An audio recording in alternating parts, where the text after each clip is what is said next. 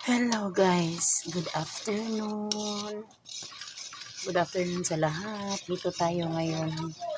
Yung anak kong buntis, yung bagong kasal buntis. Nagka-crave siya ng biko. Nandito siya sa amin ngayon kasi yung asawa niya nagpunta ng Manila. So dito muna siya 2 araw. So nagki-crave siya ng biko. So ayun, nagpaluto siya ng biko sa akin. 1 kilo lang. Tapos maglatik tayo. May na ako, sinaing na glutinous rice. Kailangan talaga sa biko. Ito?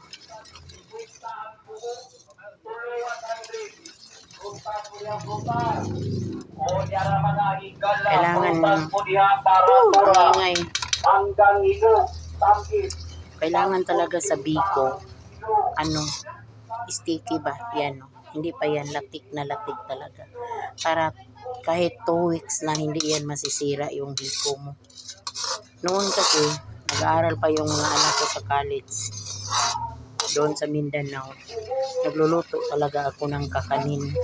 All around kasi ako kakanin, tapos ulam. Yun ang ko. Yun ang specialty ko. Yung talent ko is all around talaga. Kasi nasanay na ako nag-iisa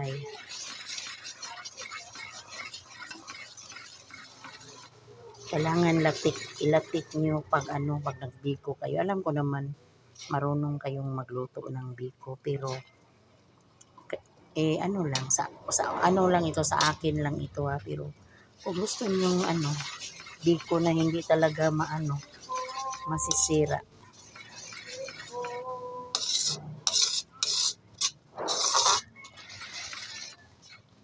Kailangan yan, lapit na siya.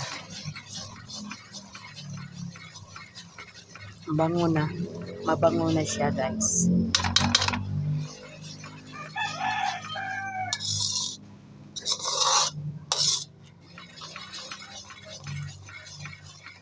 Ang bango-bango ng biko ko.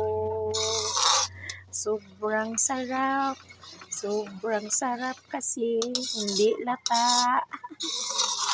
Pag nagbiko kayo, pag nagsaing kayo ng glutinous rice, huwag niyong damihan ng tubig. Yung katamtaman lang ba para yung biko ninyo, ang resulta hindi lata. Oo, hindi siya lata. Yun lang. Thank you for watching.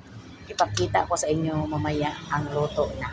Thank you for watching and God bless ating lahat.